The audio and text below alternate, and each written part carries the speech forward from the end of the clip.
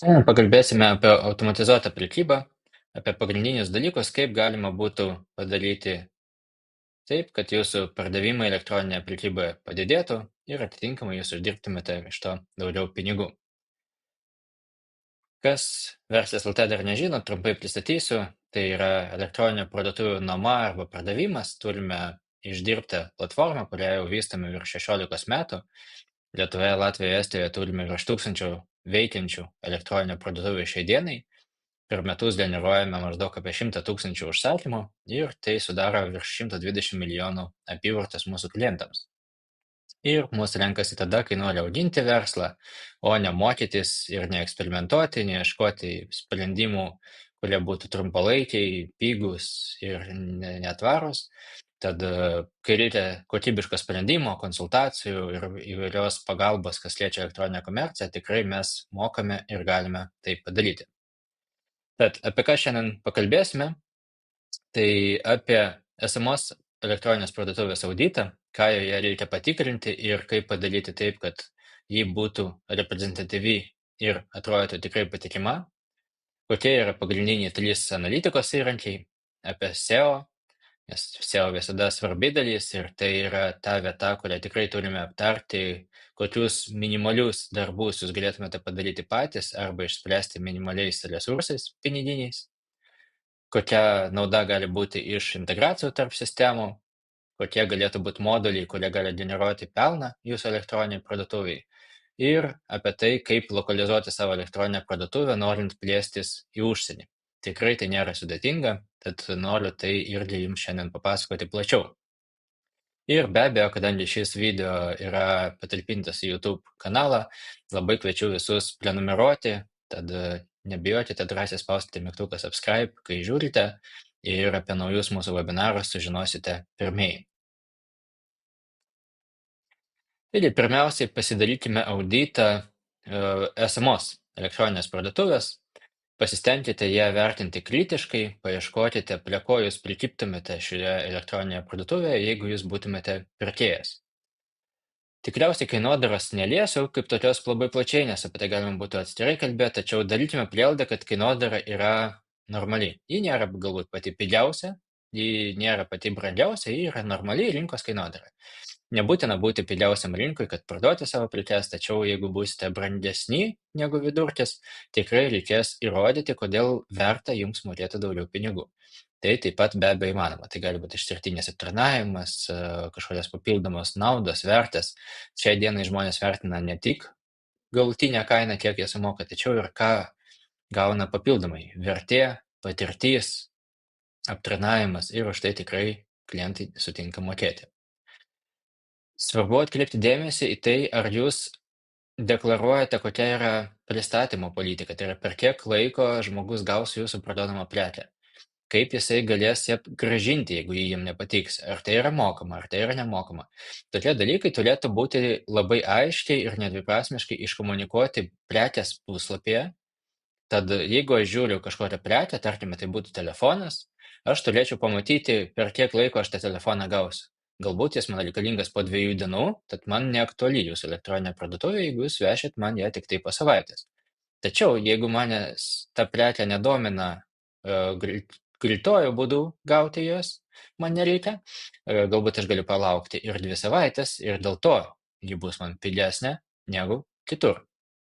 Tad labai svarbu komunikuoti tai prekės puslapyje ir taip pat aiškiai parodyti, kas gi bus, jeigu man jį nepatiks. Kaip aš ją galėsiu grąžinti, kiek man tai kainuos ar nekainuos. Jeigu grąžinimas bus nemokamas, tai skatins mane drąsiau pirkti jūsų elektroninėje parduotuvėje. Jeigu grąžinimas man kainuos 5 eurus, na, aš tikriausiai pagalvosiu, kaip man tai daryti. Grąžinti galima įvairiais būdais, populiariausiai iš tokių, kas pirmą ateina į galvą, tai Venipak, Omniva, tikrai galima elektroninės parduotuvės integracijoje pažymėti porą varnelių ir generuojant lipduką siuntai, klientas turės teisę ir atlikti grąžinimą, suvedęs koduką, kurį jis gaus elektroniniu paštu arba SMS žinute tiesiogiai iš vežėjo ir jam nereikės kažkaip papildomai kažko rūpintis. Tai yra tikrai palengvinantis gyvenimo procesas pirkėjui, o už tai jis atsidėkoja to, kad labiau bus linkęs iš jūsų nusipirkti. Tad būtinai deklaruokite, kaip jūs atvežate prekes, kaip jūs jas galite surinkti atgal, jeigu klientui nepatiko. Viena iš tokių populiarių vietų tai yra arba prie kainos turėti blokelį, arba žemiau, kur yra aprašymas skirtukai, mes tai vadinam prekių kortelėmis, arba, tarkime, jeigu prekė užima ne visą plotį, o yra taip vadinamas tas dešinysis stulpelis, ten galėtų būti kažkoks reklaminis skydelis su tokia trumpa informacija. Grąžinimas per tiek laiko, nemokamas, a, be papildomo vargo ir panašiomis žinutėmis, kad klientas suprastų, kad tikrai tai yra viskas paprasta. Tad pasistengkite peržiūrėti dabar savo puslapį ir pažiūrėti, ar prekės kortelėje jūs tai labai aiškiai iškomunikuojate. Taip pat klientai dažnai tikisi ir aiškesnio atsiskaitimo, kad jie dar prieš įsidedant į prekę sužinotų, kokiais būdais jie gali atsiskaityti už prekes. Tad, kad galima sumokėti per elektroninę bankininkystę, tikriausiai tai yra jau standartas. Kai kuriems labai reikia daryti pavedimą, tad irgi bankinis pavedimas niekur dar nedingo. Apple Pay, Google Pay tai yra tie būdai, kurie irgi paskatina žmonės pirkti, ypač jeigu jie tai daro iš mobilaus telefono. Tad pasirūpinkite tais, kurie naršo po jūsų elektroninę parduotuvę iš telefono įrenginio, kadangi Apple Pay, Google Pay tikrai pas daugelį pirkėjų yra pririštas prie telefono ir tai yra labai labai patogu ir greitai atsiskaityti. Ir statistikoje tikriausiai irgi matėte, jog maždaug 2/3 lankytojų naršo jūsų elektroninėje parduotuvėje būtent naudodamiesi telefonu, o ne staliniu kompiuteriu su dideliais ekranais. Tad tikrai skirkite dėmesio į tai, kaip puslapis atrodo mobiliame įrenginyje. Ir taip pat svarbu paminėti apie lizingus. Būtinai turėkite bent vieną lizingo galimybę, nesvarbu, kad jūsų prekės krepšelis yra 100 eurų, tokius krepšelius taip pat žmonės lizinguojasi. Jie paims lizingą už 100 eurų 6 mėnesiam, išsimokės jį ir bus laimingi nusipirkę jūsų prekę. Tad tikrai apsvarstykite vieną kitą lizingo bendrovę, pabendraukite ir gaukite sąlygas. Tai nėra brangu, tačiau tai tikrai gali padidinti jūsų pardavimus.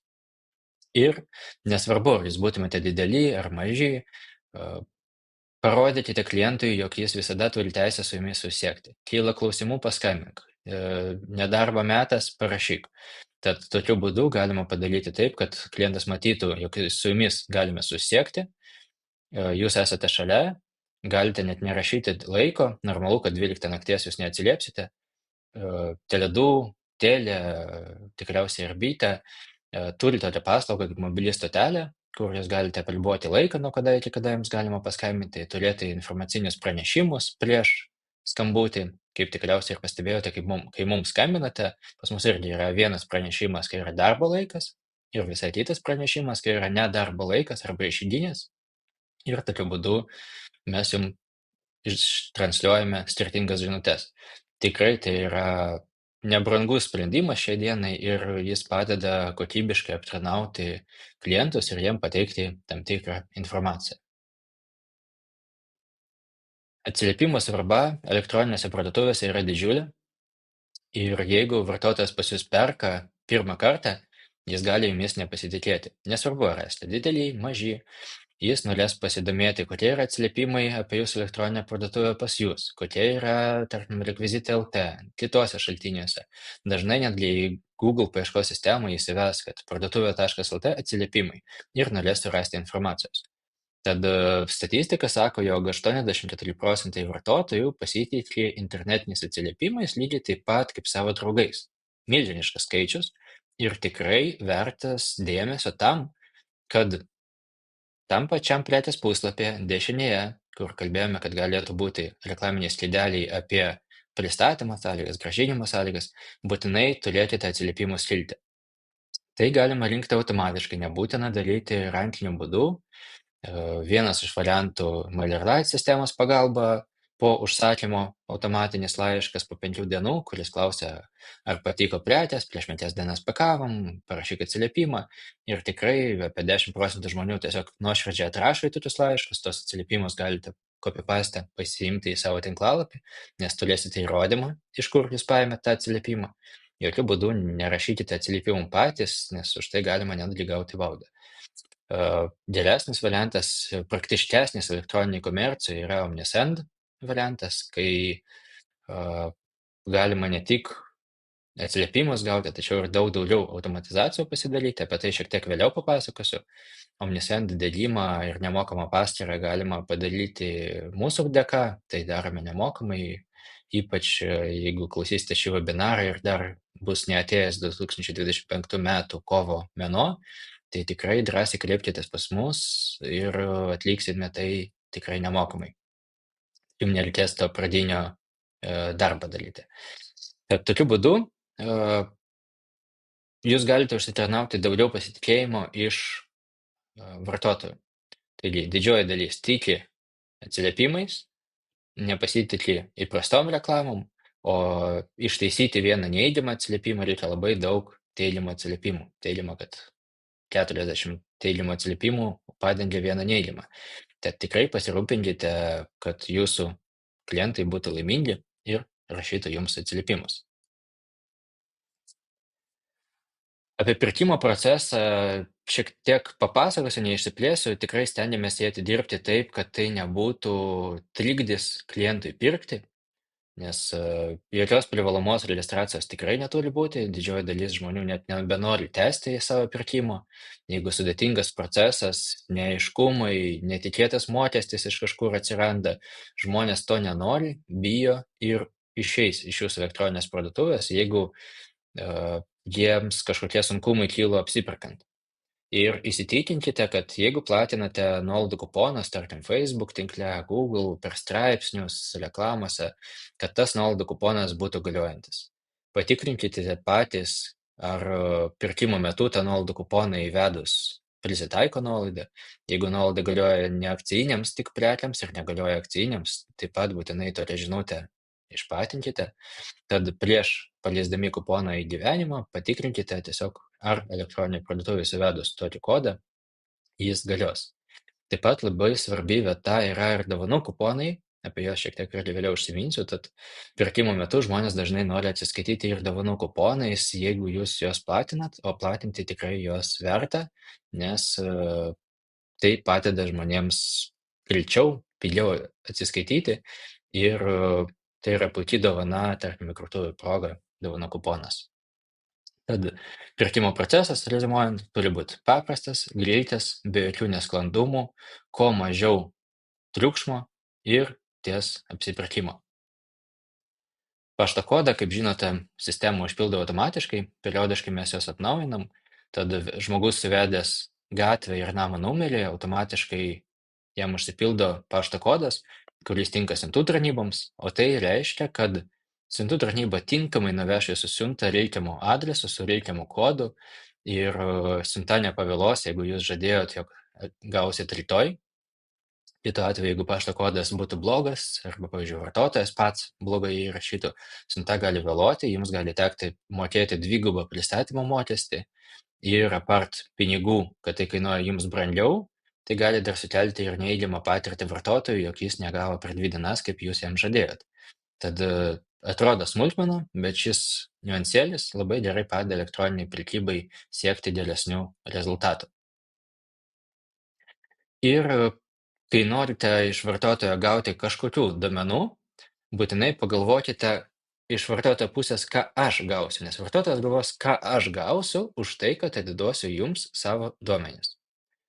Didžioji dalis žmonių nenori kurti savo paskyros, nes kažkodėl elektroniniai parduotuvėje jas reikia, o man nereikia.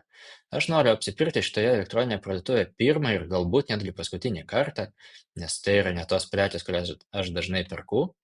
Tad leiskite jam tiesiog pirkti be registracijos. Versl.lt sistemoje tai pašaliname prieš daugiau negu 10 metų ir tikrai jau tais laikais buvo didesni pardavimai pašalinus privalomą registraciją pirkimo metu. Labai naudingas dalykas taip pat yra prisijungimas socialinių tinklų pagalba, nes jeigu vartotojas netgi nori savo susikurti paskyrą, jam nereikės galvoti dar vieną slaptažodžio, tvirtinti savo paskyros, tai yra vis tiek šiek toks imlus laikui procesas, nesuteikia kažkokio malonumo, o yra tokie daugiau dalykai, kaip reikia. Tad būtinai pasidarykite Google login, Facebook login, tam, kad jūsų vartotojai galėtų prisijungti prie elektroninės parduotuvės savo socialinių paskyrų dėka ir jiems tai bus greita, paprasta, porą mygtukų paspaudžia ir jau yra prisijungęs. Apie tai rasite mūsų mokomojoje medžiagoje, tikrai yra nesunkiai padaroma, na, o jeigu reikės, kreipkitės į pagalbos tarnybą ir jums be abejo padės. Ir įdomi iš tikrųjų statistika yra, kad jeigu žmogus susikūręs pas jūs paskyrą pamiršta savo slaptažodį, didžioji dalis, galima sakyti, netgi beveik visi, nebenori jo atkurti, jie tiesiog paliks puslapį, išeis kitur ir nebetęs gal netgi savo apsipirkimo. Aišku, tai gal galiotų daugiau ne kai privaloma registracija ir prisijungimas yra apsipirkant, tačiau vėlgi tai labai gerai išsprendžia prisijungimą socialinių tinklų dėka. O registracijose visą laiką naudojame kuo mažiau reikalingų duomenų, nes kuo daugiau nereikalingų duomenų prašysite, tai žmonės tiesiog pildys netikrus duomenis. Tarkime, jūs klausite jo, ar tu vyras ar moteris, tai jis gali užpildyti bet ką, jam bus nesvarbu, nes jis už tai nieko negauna, jam atrodo nereikšminga, kodėl aš perkant indaplovę turiu nurodyti savo batų dydį. Tai pasirinksiu bet ką, kad tik tai mane sistema nebeprašytų rinktis toliau. Tad neprašykite tų duomenų, kurių nereikia iš vartotojo. Ir 3 pagrindiniai įrankiai, su kuriais tikriausiai turėtumėte dirbti, na, jeigu ne kasdien, tai bent kartą per savaitę. Tai Google Analytics tai yra įrankis, leidžiantis jums matyti statistiką ir ne tik lankomumo statistiką, o būtinai sekite statistiką, iš kur ateina pirkėjai.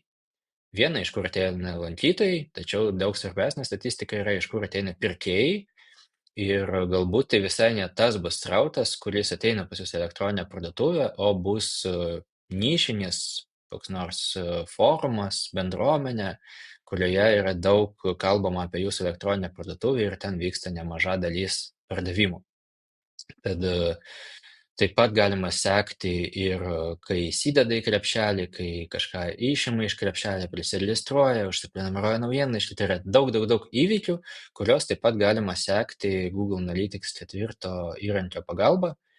Visa šita smulkiai detali mokomoji medžiaga taip pat yra pas mus paskelbta, tad turėtumėte nesudėtingai tai pasidaryti. Na, vėlgi, jeigu reikės pagalbos, kreipkitės ar mūsų, ar kitus specialistus ir tikrai tai sukonfigūruosiu. Hotjar įrankis, jis yra smagus tuo, kad galima nufilmuoti tai, kaip lankosi jūsų lankytojai pas jūs elektroniniai parduotuviai. Įsivaizduokite karščio žemėlapius arba YouTube filmukus. Tai va tokius įrašus jūs galėtumėte matyti apie kiekvieną savo lankytoją. Tarkim, jūs galite atsifiltruoti lankytojus, kurie atėjo pas jūs į tinklalapį, įsidėjo prekę į krepšelį, tačiau neužbaigė krepšelį. Ir jūs galite pažiūrėti būtent tą pirkimo langą, kągi jis ten darė tokio, dėl ko jis neužbaigė. Ir peržiūrėję tokius filmukus, galite daryti išvadas, kad tikriausiai ten taikė nuolaidų kuponą, jis nesuveikė, dėl to jis neužbaigė pirkimo, nes tikriausiai tikėjosi 5 eurų nuolaidos, o jį pasirodo nebegalioja. Arba prekės puslapyje spaudžia mygtuką, jam kas nors neaišku, nueina į krepšelį, pažiūri, pavaikšto po grąžinimo taisyklės ir iš grąžinimo taisyklių išeina. Reiškia, tikriausiai jam galėjo nepatikti grąžinimo sąlygos. Bet tokiu būdu jūs galite analizuoti savo auditoriją ir pasidaryti kažkokias išvadas. Tad tai yra tikrai įrankis, kuris, na, skaičiu, taip labai naudingas peržiūrėti savo auditoriją, o karščio žemėlapiai naudingi to, kad žinome, jog pelytės kursorius atitinka tą vietą, kur žiūri žmogaus akis. Tad jeigu viena vieta ryškesnė už kitą, reiškia, ten yra didesnis kliento dėmesys ir tokiu būdu mes galime analizuoti tam tikrus puslapius. Ahrefs įrankis, jis yra naudingas, kai norite stebėti save paieškos sistemų reitinguose, lyginti su konkurentais, raktažodžius tikrinti, kurie raktažodžiai auga, kurie krenta. Tokiu būdu jūs galite stebėti, kaipgi paieškos sistemose koreliuoja jūsų tinklalapis su kitais ir ką toliau galima būtų daryti. Tokią paslaugą teikiam irgi mes, jeigu reikės, SEO prasme drąsiai kreipkitės į mus. Naudojam irgi tą patį Ahrefs įrankį ir pagal ataskaitas džiuginam savo klientus, kad skaičiukai auga. Taip atrodo Hotjar sistema iš vidaus, tai kaip ir YouTube'nis filmukas iš apačios galima įrašinėti ir stebėti vaizdą, matomas kaip juda pelytė, na ir karščio žemėlapis, kad kuo raudonesnė vieta, to reiškia toj vietoj buvo daugiau dėmesio.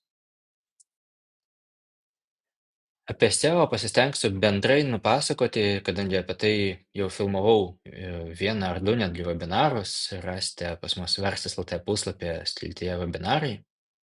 Taigi, jeigu trumpai apibendrinant, tai indeksuoja turinį. E, Viena tai yra, kaip sistema tai viską atiduoda, kaip Google'as supranta, kur yra prekė, kur yra kaina, kur yra nuotrauka, kur yra aprašymas. Tad mūsų atveju Verstis.lt elektroninės parduotuvės labai labai detaliai yra suprogramuota ir atiduodama visa ta informacija, kad Google'as supranta, jog čia yra kaina, čia yra prekė, čia yra reitingas, atsiliepimai ir tinkamai suindeksuoja. O antra ir tokia svarbiausia dalis yra pats turinys, kuris yra elektroniniai parduotuviai. Tad prekių pavadinimai, aprašymai, straipsniai, kategorijų aprašymai turėtų būti maksimaliai susijęs su tais raktažodžiais, pagal kuriuos jūs ir norite, kad jūs surastų. Ir vien tik prekių pavadinimų ir trumpų aprašymų iš 2 žodžių tikrai neužtenka, nes bus kiti puslapiai su platesniais aprašymais ir ten Google'as daugiau suras įdomumo. Tad kurkite straipsnius, rašykite patys, samdykite laisvai samdomus specialistus arba mus ir tie straipsniai turi būti unikalūs. Tai neturi būti su ChatGPT parašytas turinys, nes Google'as visgi tai aptinka, o jeigu su ChatGPT ir parašėt, tai reikia jį performuluoti, perfrazuoti ir padaryti iš jo tokį neautomatinį tekstuką, o geriau trumpas, bet kad jį būtų malonu skaityti. Ir be abejo, raktažodžius naudojame daug visur, kur tik tai įmanoma įterpti, bet vis tiek palikime tekstą skaitomą žmonėms, nes stenkitės juos rašyti dėl žmonių, ne tik dėl Google. Ir smulkmena, bet svarbi, tai yra tie vadinami 301 nukrypimai. Tai mūsų administracinėje dalyje tai yra nuorodų peradresavimas, meniu punktas. Ir jeigu žinote, jog kažkokią prekę išimat iš apyvartos, tačiau Google'as ją buvo gerai suindeksavęs, tai labai pravartu yra tą nuorodą nukreipti į kažkokį kitą puslapį. Tarkime, šios nuorodos jau sistemoje nebėra, dabar kreipkime vartotojus į šitą nuorodą. Tad tokiu būdu Google sistema nepameta viso to reitingo, kuris buvo sukauptas, o nukreipia jį į kitą puslapį ir vartotojai taip pat nepamato puslapio, kad oi, puslapis nerastas, o jie yra nukreipiami į kitą puslapį. Žodis kaina prie kainos taip pat yra pakankamai svarbus dalykas, išvaizdos nustatymas jį galima įjungti ir kai žiūriu prekės kainą, man yra žodis kaina šalia skaičiukų. Kodėl tai yra gerai? Žmonės dažnai ieško paieškos sistemose prekės, tarkime, siurblys ABC kaina. Tokiu būdu yra žmonėms įprasta, kad jie nori surasti elektroninę parduotuvę, būtent su šita preke, ne tiesiog bendrą marketinginį puslapį iš gamintojo, o būtent parduotuvę, kuri taip parduoda tą prekę. Tad rašydami žodį kaina, jie asocijuoja tai su savo paieška, kad nori surasti elektroninę parduotuvę, o pas jūs tas žodis kaina prekės puslapyje galėtų irgi tinkamai surezonuoti. Na ir kaip minėjau, straipsniai, pavadinimai, aprašymai, visur tokie dalykai kaip raktažodžiai turi būti kartojami. Google Search konsolė irgi yra instrukcija pas mus, kaip ją pajungti. Ten galite matyti, kaip Google mato jūs, kaip elektroninę parduotuvę, savo, sakykim taip, akimis technologinėmis. Tad čia matysite, kokie puslapiai suindeksuoti, kokie dar nesuindeksuoti, kokie nerasti. Tai va tos nerastus puslapius reikėtų stengtis peradresuoti į egzistuojančius puslapius. Ir čia tokia kaip visa praktiškai ataskaita, kaip jūsų tinklalapis gyvena paieškos sistemose. Čia yra nuorodas į SEO įrankius, į tai, kas dažniausia turbūt yra naudojama arba skaitimui, arba kaip įrankiai.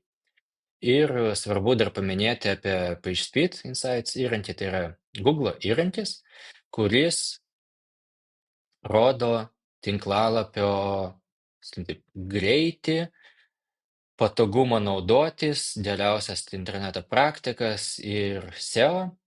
Tad skenuoti reikėtų, jeigu jau taip naudotis šito įrankiu, tai skenuoti reikėtų ne tik titulinį puslapį, o ir kategorijas, prekės puslapius, nagrinėti tiek mobilų vaizdą, tiek taip vadinamą tą desktop vaizdą, tai yra platųjį ekraną. Ir dėl šitų skaičių nereikia pergyventi labai stipriai, nes jeigu jūs paskenuosite didžiosius žaidėjus, tarkime Lietuvoje, tai būtų Pigu.lt, pasaulinį, tai būtų galbūt Amazon, eBay, kiti gigantai, praktiškai jūs niekada nepamatysite aukštų skaičių. Nesu gyvenime turbūt matęs visų šimtukų, tačiau skaičiai kaip 40, 60 yra normalūs skaičiai ir ką reikėtų atkreipti dėmesį ir su kuo lygintis, tai su savo konkurentais. Tarkime, jeigu jūs prekiaujate mobiliais telefonais, tai žiūrėkite pagrindinius savo konkurentus, kokius jie skaičiukus turi. Ir lyginkite su jais, tad skaičius 40 ar 68 tai nereiškia, kad tai yra labai blogai, tačiau be abejo norėtųsi visada didesnių skaičių. Tam tikra prasme tos skaičius gali pagerinti ir tiesiog greitesnis serveris, nes yra bendrai talpinamas svetainės bendruose serveriuose, galima talpinti projektą dedikuotame serveryje. Taip, serveris kainuoja, tačiau jeigu parduotuvė prekiauja ir apyvarta yra bent jau kokių 30 000 per mėnesį, tai tie serverio kaštai, kurie galbūt ten kainuos 70 eurų per mėnesį ar 100 eurų per mėnesį, jie gali atsipirkti vien per tai, kad PageSpeed'e bus didesni rodikliai. Google'as be abejo tai supras, jam tai patiks, nes greitaveikė milisekundės jam tikrai yra įdomus skaičiai ir daugiau srauto atves į jūsų internetinę parduotuvę, na ir be abejo jį parduos daugiau. Tad negaliu sakyti, kad serveris čia yra vienintelė išsigelbėjimo priemonė. Reikėtų tikrai ir paanalizuoti, o žemiau šito skaičiukų yra ir detali ataskaita, kas yra blogai. Tad kiekvieną tą punktą peržiūrėję jūs tikrai galite pamatyti, kad, tarkime, yra didžiulis baneris, kuris tiesiog užima 2 megabaitus disko vietos ir talpinamas kaip mažas paveiksliukas, nes tokį per teksto redaktorių jūs įdėjote. Tad, turite tą vietą sutvarkyti ir tada skaičiukai pataps didesni. Čia matysite 28 paskutinių dienų vidurkį. Tad tai nebus taip, kad kažką pakeitė, tai ir iš karto čia viskas padėlėjo. Tad tai yra toksai nuoseklus, nuolatinis darbas, kaip galima būtų pagerinti. Ir nebijokite, kaip minėjau, kad čia nėra šimtukai. Visi norėtų, bet tikriausiai, manau, Amazonas galėtų net 200 žmonių programuotojų pasodinti vien ant to, kad tą skaičiuką pagerinti. Tačiau tai nėra viskas taip paprasta ir galų gale Google visą tai keičia irgi praktiškai kasdien, tad šiandien pasiekia net 10 teorinį, jau po savaitės ar po mėnesio, po pusmečio vėlgi gali būti 50. Duomenų mainai yra irgi tokia svarbi dalis, kad prekyvietės kaip Pigu.lt, Vrlė.lt, Merksų, eBay, Google Shopping, jeigu anglų kalba turite prekių asortimentą, yra tikrai naudinga, nes jūs tada neinvestuojate pinigų į vartotojų pritraukimą į savo tinklalapį, kurie dalis iš jų nupirks. Jeigu žaidžiate pigiausios kainos kategorijoje arba netgi ne pigiausios, tai yra kainų palyginimo portalai Lietuvoje, Latvijoje, Estijoje, kur tikrai verta būti, vardant to, kad žmonės ten tikrai ieško, kur nusipirkti pigiau, nebūtinai jie iš pigiausio tiekėjo nuperka, tačiau tai yra vietos, kur galite būti. Ir iš ten generuoti srautą į savo elektroninę parduotuvę. Pricing ir panašios sistemos, jos gali analizuoti kainas pas jūsų konkurentus, automatiškai koreguoti ir galima netgi programiškai sistemą pririšti prie internetinės parduotuvės, kad joje taip pat automatizuotų būdu pasikeistų prekių pardavimo kaina. API ir XML tai yra technologiniai burtažodžiai, kur įsivaizduokite, kad jūsų tiekėjas turi XML bylą, tai reiškia, kad jūsų tiekėjas gali turėti duomenų failą, kuriame yra visos prekės, paveiksliukai, pavadinimai, aprašymai ir taip toliau, ir savikaina. Tokiu būdu tas prekes galima automatizuotai importuoti į jūsų internetinę parduotuvę uždėti tam tikrą antkainį ir pardavinėti. Kai tą prekę nuperka iš jūsų tiekėjas galbūt netgi pats iš savęs, naudodamasis ar jūsų lipdukų iš siuntų tarnybos ar savo, gali išsiųsti prekę tiesiogiai pirkėjui. Taigi jūs pasiimate antkainį, tiekėjas išsiuntė prekę tiesiai gavėjui. Puiku. Tad tikrai kuo toliau, tuo daugiau tiekėjų tokiais principais dirba. Tai ar tai bus XML failas, ar API sistema, ar CSV, nesvarbu kas, svarbu, kad technologiškai galima būtų gauti iš jų duomenis. Tad tokius importus mes galime įprogramuoti į jūsų internetinę parduotuvę. Ir netgi, jeigu tas importas bus ne lietuvių kalba, o anglų, lenkų, latvių, nesvarbu kokia, automatizuotai galima bus išversti į lietuvių kalbą. Apie automatinius vertimus pakalbėsiu šiek tiek vėliau. Apskaitos sistemų integracija be abejo taip pat yra svarbi dalis, nes kai jūs turit daugiau pardavimų arba didesnį prekių judėjimą, arba galbūt turite kelis fizinius prekybos taškus, internetinė parduotuvė būtų puiku, kad transliuotų taip pat teisingus prekių likučius, teisingas kainas, o įvykus pardavimų internetu, tai greičiau sumažėtų likutis ir fizinėje prekyboje, buhalterijoje. Tad maždaug, kai yra 10 užsakymų per dieną, jau atsiranda tikrai nauda iš to, kad bus atlikta integracija tarp buhalterinės sistemos ir elektroninės parduotuvės. Tad ar tai būtų B1 LT, Livilė, Finvalda, Agnum ir taip toliau, galima daryti integraciją ir iš to gauti tikrai vertingos naudos, nes duomenys greičiau suvaišo tarp sistemų, buhalteriai reikia mažiau dirbti, nes pardavimai patys jau susimportuoja. Galbūt buhalterį galima padaryti kažkokią ataskaitą iš elektroninės parduotuvės arba failiukus, kurį jį pati sukels, jeigu jį bijo automatizuoto duomenų sukėlimo. Nes tikrai yra klientų, kurių buhalteris tiesiog bijo tos automatikos, tačiau jeigu po vieną failiuką įkelinėja, patikrina pardavimo duomenis ir šitaip importuoja tokiu pusiau automatiniu būdu, be abejo, jos vis tiek sugaišta mažiau laiko. Na, normaliu atveju vis tiek tai turi būti automatizuota. Tad tikrai galite sutaupyti laiko, kiek buhalterija praleidžia prie darbo ir galų gale nebūtinai galbūt jums tai atsieis pigiau, nes buhalterija galbūt nepamažins sąskaitos, tačiau galbūt jie galės atlikti daugiau kažkokių prasmingų darbų ir suteikti daugiau vertės. O kalbant apie naujienlaiškius, tai statistika rodo, kad iš vieno išleisto euro automatizacijoms galima uždirbti net 45 eurus apyvartos savo elektroninėje parduotuvėje. Čia kalbu konkrečiai apie Omnisend platformą. Kaip anksčiau šiek tiek minėjau, galima automatizuoti tam tikrus procesus, tarkime, apleistas krepšelis. Klientas įsidėjo kažką į krepšelį, neužbaigė pirkimo, tačiau pirkimo metu mes jau žinome jo elektroninio pašto adresą. Galbūt jis prenumeravo naujienlaiškį, galbūt pirkimo puslapį jau buvo suvedęs savo pašto adresą, o galbūt tiesiog prisijungęs prie sistemos buvo. Tokiu būdu jis gali gauti automatinį laišką su priminimu, kad jūs pamirštate nusipirkti ar nieko, ar gal reikia pagalbos. Tarkime, jeigu jis nenusipirka po 2-3 dienų, galima nusiųsti jam dar vieną naujienlaiškį. Ei, 2 eurai kuponas, gal vis dėlto užbaigsi pirkimą. Jeigu dar porą dienų jis nenupirka, galima jam atsiųsti dar vieną kuponą. 5 eurai ir užbaig pirkimą. Tad tokius dalykus galima automatizuoti ir tikrai tokie automatiniai laiškai turi prasmę, turi vertę ir neša gerus pardavimus, geras apyvartas jums į elektroninę parduotuvę. Taip, tiek Omnisend, tiek MailerLite sistemos iš pradžių yra nemokamos iki tam tikros ribos, tačiau yra vėliau apmokestinami. Tačiau tai yra palyginus labai mažos išlaidos, kiek jūs gaunate vertės.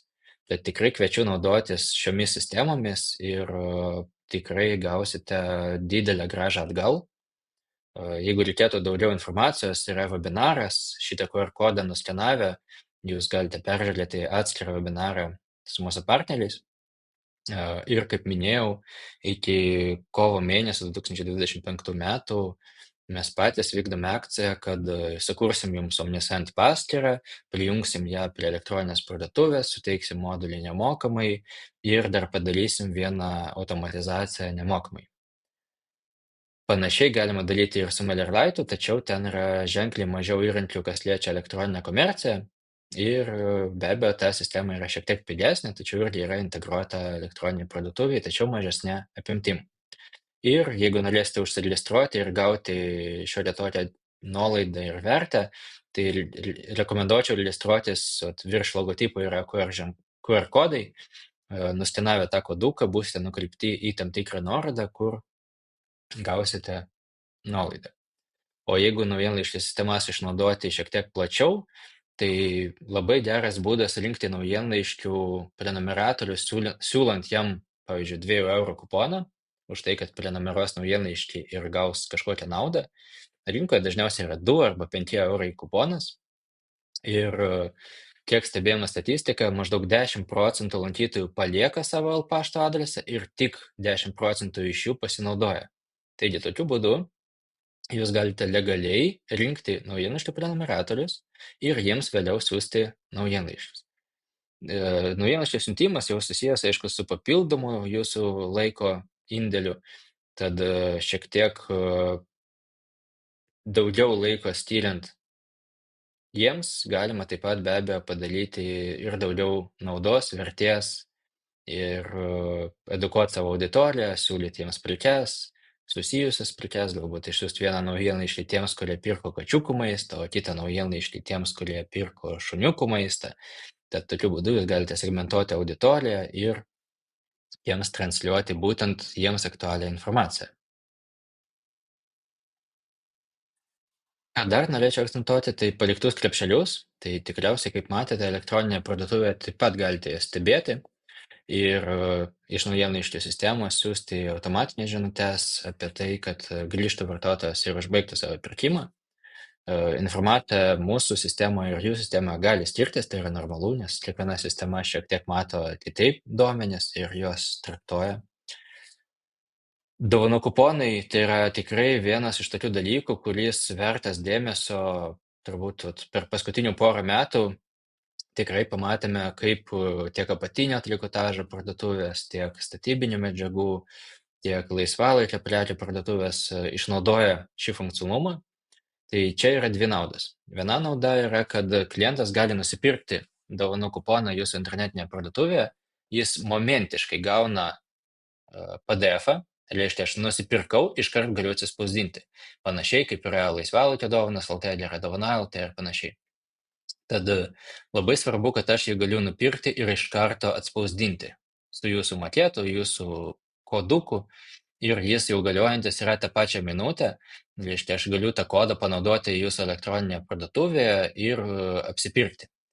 Tad jeigu pagalvoti per reklaminę prizmę, tarkime, jūs prekiaujate laisvalaikio prekiam arba paimkim pavyzdį santechnikos prekiam, tarkime, aš einu pas draugus į įkurtuvės, žinau, kad jie ką tik nupirko butą, įsirengė ir be abejo, jiems dar laukia daug dalykų, ką jie dar turi nupirkti.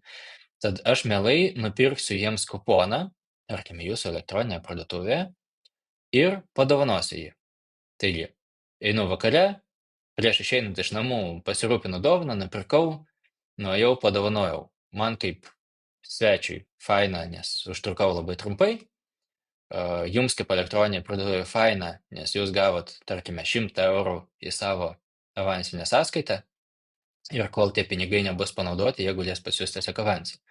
O kaip žinote, dalis netgi pamiršta panaudoti kuponą, dėja, tačiau verslui tai turbūt atvirkščiai pliusas. Tad tas lankytojas be abejo jis ateis pas jūsų parduotuvę, išnaudos tą 100 € ir tikriausiai nupirks ne už 100, o šiek tiek daugiau, nes perkant už 90, jūs man 10 negrąžinsit. Tai reiškia, aš pirksiu šiek tiek daugiau negu už 100. Tad tokiu būdu laimi visos šalis. Ir pirkėjas, ir jūs kaip pardavėjas, ir tas, kuris dovanojate kuponą. Tad laisvalaikio prekėse, statybos prekėse tikrai tai yra labai labai naudingas dalykas. Ir leidžiant reklamą galima netgi paleisti atskirą kampaniją, kad nežinai, ką padovanoti įkurtuvėms, dovanok mūsų kuponą. SMS žinučių nauda yra taip pat labai labai didelė, kad, tarkime, statistika teigia, jog SMS žinutę skaito beveik visi. Neatsimenu dabar tiksliai skaičiaus, bet tai buvo tikrai aukščiau 80% ar 90%. Tai sutapatinčiau su žodžiu beveik visi, nes pagalvokite apie save. Ateina SMS žinutė, ar jūs ją perskaitot? 99% kad taip. Ateina laiškas, ar jūs jį perskaitot? Nebūtinai iškart, galbūt netgi po dienos. O SMS žinutė yra tas įrankis, kaip jūs galite pasiekti savo auditoriją. Kaip pavyzdys, tas pats Omnisend moka siuntinėti žinutes irgi SMS žinutėmis, o iš savo elektroninės parduotuvės SMS žinute jūs galite siūsti klientui malonės žinutes apie jo užsakymą. Tarkime, gavome jūsų pinigus, ruošiamės užsakymą. Jūsų užsakymas ką tik iškeliavo, laukiate, tikriausiai rytoj jis jūs pasieks. Tad tai yra smulkios žinutės, tačiau jos yra labai malonios ir padeda pagerinti vartotojo patirtį apsipirkus pas jus elektroninėje parduotuvėje. Prekios kaip dovanos tai yra modulis, kuris naudingas tada, kai nežaidžiat pigiausių prekių segmente, tačiau galite su prekė padovanoti kažką papildomai. Tarkime, šiuo atveju pirklio kooperatorių pultas dovanų. Tad tiesiog tokiu būdu jūs galite skatinti vartotojus nupirkti pas jūs prekę, daugiau prekių. Vietoj to, kad tiesiog padaryti nuolaidą, jūs kaip dovaną jam kažką suteikėte, tarkim, pirk kavos aparatą, gauk kavos pupelių dovanų. Ir tokiu būdu vartotojas bus labiau linkęs pas jūs nupirkti, nes jūs jam kažką davėt nemokamai, o tas daiktas vis tiek turėjo kažkokią vertę. Pridėtinės prekės tai yra toks nuostabus dalykas, kai yra, tarkime, šiuo atveju tai yra vonia, tačiau standartiškai aš turėčiau pirkti vonią, atskirai nupirkti sifoną, maišytuvą, senelę, dar kažką tai. Ir man kaip klientui tenka dar išsiaiškint, kas kam tinka, netinka, gal aš sukomplektuosiu blogai, toks pakankamai nemalonus procesas. Tačiau dažnai būna, kad kaip susijusios prekes apačioje tinklalapio tos prekės yra. Tačiau tie pačios ne visi prasuka, ne visi pažiūri, ne visi tai mato ir pasinaudoja. Tačiau parduodant prekę, pridėtinės prekes jūs galite sugrupuoti į grupes, pasiūlyti vartotojui, kad rekomenduojame tokį sifoną, pasiūlyti tik 2 arba 3, nes kai yra 2-3, lengva išsirinkti. Rekomenduojame tokį maišytuvą, pasiūlome vėl 2-3. Ir žmogus tokiu būdu nusipirks tas prekes. Ir pastebėjome, kad tarkime, prekėse, kurios turi labai labai mažą vertę pridėtinę, tai yra jūs uždirbat, pavyzdžiui, tik tai 2% nuo tos prekės, o tos smulkios prekės, jos neša labai didelę vertę jums pinigais, reiškia turi didelę maržą, antkainį. Tai tokiu būdu daug lengviau yra parduoti prekes papildomas ir uždirbti būtent iš jų daugiau pelno, negu iš tikrųjų iš tos tiesiogiai reikiamos prekės.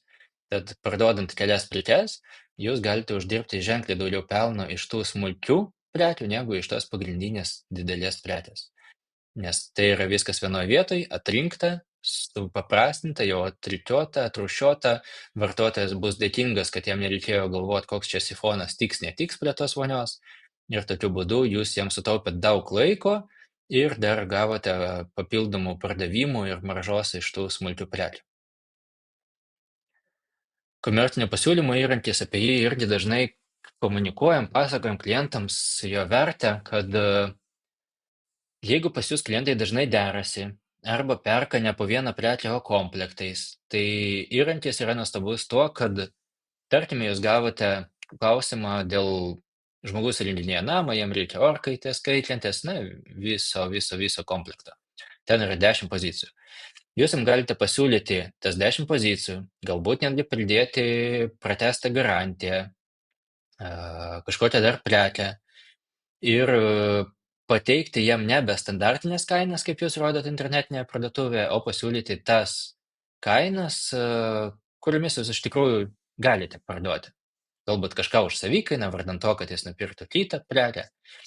Ir kai jūs patvirtinate komercinį pasiūlymą, jūs kaip administratorius galite išsiimti arba PDF failą, arba Excel failą, o klientas gali gauti paštu PDF failą, kad susipažintų su pasiūlymu, ir jis matys nuorodą, kurią aktyvavęs jis tą komercinį pasiūlymą galės jau peržiūrėti pas jūs internetinėje parduotuvėje Ir jeigu jam patinka, vat tą apimtim, kaip jūs jam pasiūlėt, kad šitos prekės 2 vienetai, šitos prekės 1 vienetas, jis negali atsisakyti kažkokios konkrečios prekės, nebent jūs jam tai leidžiat. Ir tą pasiūlymą jis gali įsidėti į krepšelį. O tą krepšelį, kaip jau žinot, jis gali pasidalyti leasingą, sumokėti grynais skurdžiui atvykus, apmokėti internetu.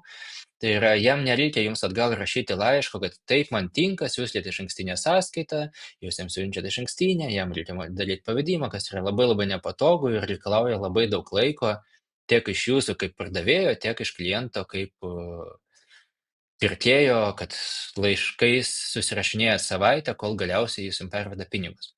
O komercinio pasiūlymo dėka nusintėt, jeigu jam patiko, jis užbaigė pirkimą online, visas tas pardavimas iškart iškeliavo į buhalteriją, nes viskas yra sujungta ir ženkliai greitesnis yra aptarnavimas.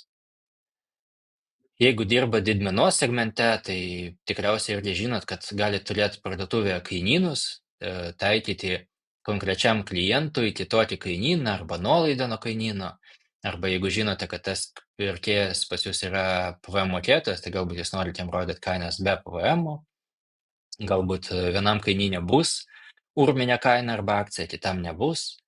Jeigu ta didmena pas jūs yra įmantresnė, tai galima ne tik kainynus turėti, ne tik antkainius kainynams, galima net konkrečiam klientui, konkrečiai prekiai siūlyti kažkokią galutinę kainą, už kiek jūs jam parduosite tas prekes, nes tarkime turite tokius susitarimus, arba tiesiog norite už tiek parduoti. Tai galima ir nuolaida kategorijai, nuolaida prekiai, galutinė prekės kaina. Tad jeigu apie didmenos prekybą domėsitės, susisiekite, Lukas tikrai jums papasakos išsamiau apie galimybės ir rasite geriausią variantą, kuris veiks jūsų atveju. Viena iš tokių smulkių, bet svarbių dalykų, tai nepamirškite, kad yra dinaminis remarketingas. Tai reiškia, kad kai klientas apsilankė jūsų parduotuvėje, jūs jam galite transliuoti tas prekes kitose puslapiuose. Tai Facebookas, Instagramas, Google reklamos tinklas, kuris dengia Delfi ir daug kitų portalų. Tad jeigu žmogus pas jūs buvo puslapyje, nenupirko ir išėjo, jūs galite jam tas prekes transliuoti. Ir be abejo, kadangi jis jas matys dažnai, tikėtinai jis sugrįš pas jūs į parduotuvę ir nupirks. Tai yra toks vienas pigiausių būdų, kaip susigrąžinti vartotojus. Tad jeigu reikės tokios paslaugos, taipogi teikia mūsų partneriai, tiesiog apkeisime jūs žinutėmis ir puikiai gausite gerą grąžą iš šito būdo. Žaidimifikacija irgi yra toks įdomus dalykas, kur visi žmonės, nesvarbu ar suaugę ar vaikai, mėgsta žaisti žaidimus. Tad laimės ratas turbūt toks labiausiai populiarus dalykas, bet yra ir kitų būdų. Yra kaip galima būtų tiesiog žaidimo formą padovanoti kuponą, galima vykdyti taip vadinamas apklausas arba supažindinimą su savo prekės ženklu. Tad turime irgi, čia QR kodas dabar matomas, jeigu jį nuskinuosite, pamatysite webinarą anglų kalba su Twisto įrankiu, latvių kurtas produktas, kuris tikrai padeda tiek gauti naujienlaiškiui vartotojus, tiek padovanoti jiems kuponą ir jie galės tęsti savo apsipirkimą. Pokalbių robotai irgi iš vienos pusės atskira tema, tačiau jau yra dirbtinio intelekto robotai, kur gali nuskenuoti jūsų tinklalapį, jūsų prekes, pirkimo pardavimo taisyklės, dažnus klausimus ir leisti su klientais bendrauti būtent per jūsų asortimento prizmę. Matėte ir pas mus, kai dirbate administraciniai zonoje, dešinėje apačioje yra robotuko ikona, tai galite jo klausti apie valdymą ir jis iš mūsų pagalbos informacijos jums atsakys. O tokio įrankio diegimas jūsų elektroninėje parduotuvėje taip pat yra galimas. Jeigu domins, parašykite mums žinutę, apkeisime kontaktais su partneriais, kurie tokį įrankį gali diegti. Tai nebus pigus dalykas, tai gali būti koks 400-500 eurų diegimo mokestis ir robotuko apmokymas, tačiau srautui esant jis tikrai gali padėti jums privilioti papildomą pirkėją ir konvertuoti lankytoją į pirkėją. ChatGPT, OpenAI, jo jau pristatinėti nebereikia. sistemoje yra funkcionalumas, kuris leidžia jums iš produkto pavadinimo ir atributų sugeneruoti aprašymą, jeigu aprašymų neturite. Tai aktualu, pavyzdžiui, jeigu importuojate prekes iš tiekėjų XML-ais ir tiekėjas neturi kažkokios daug informacijos, tačiau iš tų duomenų jūs jau galite sugeneruoti prekės aprašymą. O kaip prieš tai pasakojau, prekių aprašymas yra svarbus paieškos sistemai, nes tai leidžia jai suprasti, kągi jūs parduodat. Ir tokiu būdu kiekvienai prekiai jūs galite sugeneruoti aprašymus. O kalbant apie kitas šalis, kitas rinkas, tai jau turime įrankį, kuris leidžia jums automatizuotai versti prekes iš vienos kalbos į kitą. Įsivaizduokime, kad norite atidaryti internetinę parduotuvę Latvijoje, tad parenkate, jog noriu versti iš lietuvių kalbos į latvių kalbą visas publikuojamas prekes, nurodote papildomą kontekstinę žinutę, kad tarkime aš prekiauju kosmetiką, maždaug tokia, tvari, ekologiška ir panašiai. Ir kad tą tekstą verstų taip, kaip tekstas parašytas pagal SEO praktikas, su gerais raktažodžiais, tačiau tokias naudotų sąvokas dažniau vertimuose, tačiau nefantazuotų ir neprikurtų nereikalingo aprašymo, laikytųsi griežtai to aprašymo ir struktūros, kokia yra pas jūs. Ir įrankis puikiai verčia į kitas kalbas. Nėra 100% be abejo vertimas, niekada, dar bent jau kol kas, verčia ne taip kokybiškai kaip žmonės, profesionalai, tačiau, sakyčiau, taip maždaug 90% kokybę tikrai galima pasiekti, o kalbant apie pinigus, tai 1000 prekių vertimas maždaug gali kainuoti apie 50 eurų, 100 eurų. Tai yra pakankamai maži pinigai, kiek kainuos prekių vertimai šio modulio dėka, mokant OpenAI už tuos atliekamus vertimus. Modulis šiai dienai nėra standartinė versijos LT dalis, tad jeigu jūs domins, informuokite mus ir mes papasakosime, kaip jūsų atveju galima jį išnaudoti. Taip pat naudingas ir tuo atveju, kai jūs importuojat prekes iš tiekėjų ir, pavyzdžiui, tiekėjas jums viską paduoda anglų kalba, o jūs elektroninė parduotuvė norėtumėt viską be abejo rodyti lietuvių kalba. Tad tokius dalykus jau taip pat galima padaryti ir rodyti turinį reikiamą kalbą, šiuo atveju lietuvių kalba, ir be abejo vėliau išversti į kitas latvių, estų, rusų, lenkų kalbas ir plėsti savo prekybą. O jeigu reikės jau profesionalių vertimų ir klientų aptarnavimo kitomis kalbomis, tai mūsų partneriai Makes You Local tikrai gali tai atlikti ir kreipkitės į juos, tikrai žino, ką daro, turi didelę komandą, dirba su stipriais ženklais rinkoje ir gali padėti jums kitose rinkose įsitvirtinti ir pasiekti ten gerų rezultatų. O kalbant apie prekybą į užsienį, nepamirškit, kad yra taip vadinamas OS, One Stop Shop. Tai reiškia, kad parduodant tą pačią prekę jums kaip PVM mokėtojui, galutiniam asmeniui, fiziniam asmeniui, į kitą šalį gali būti taikomas kitoks PVM dydis. Tarkime, jeigu Lietuvoje mes parduodame skalbimo mašiną su 21% PVM dydžiu, tai tą pačią prekę, siunčiant į Liuksemburgą, jau bus taikomas 17% tarifas. O į Vengriją 25 ar 27, pamiršau šiuo atveju, tačiau esmė, kad didesnis negu Lietuvoje. Kad vienu atveju jūs galite laimėti, kitu atveju galite pralaimėti. Ir turint didesnės apimties pardavimus, gali išlysti toks nemalonus momentas, kai jūs patikrins mokesčių inspekcija ir pamatys, kad yra daug nesumokėtų mokesčių, nes turėjote rinkti didesnį PVM tarifą negu rinkote ir tiesiog su visais delspinigiais ir dar baudom teks sumokėti. Tad tikrai pasirūpinkite, nes tie tarifai pagal prekių kategorijas, pagal šalį yra labai skirtingi. Tad tikrai parduodant į užsienį, net po Europos Sąjungą, šis funkcionalumas yra labai naudingas ir padės jums išvengti nereikalingų nuostolių ateityje arba turėti konkurencingesnę kainą parduodant į užsienį kitoje šalyje. Tarkime, netgi paimkime pavyzdį, yra lietuviai, kurie gyvena, tarkime, Belgijoje, tad jie perkant prekę iš kategorijos Book Atlas turės nebe 21% PVM tarifą, o 6%. Reiškia, jūsų prekė jam kainuos pigiau, tai bus jūsų konkurencinis pranašumas O jums kaip verslui, tai vis tiek be PVM tais kaina išliko ta pati. Tad jūs tokiu būdu tiesiog tapsite konkurencingesni ir galėsite daugiau parduoti. Tiek šį kartą. Tikėjausi kaip visada tilpti į pusvalandį, tačiau tiek daug visada norisi man jums papasakoti, kad šį kartą vėl subėgo valanda.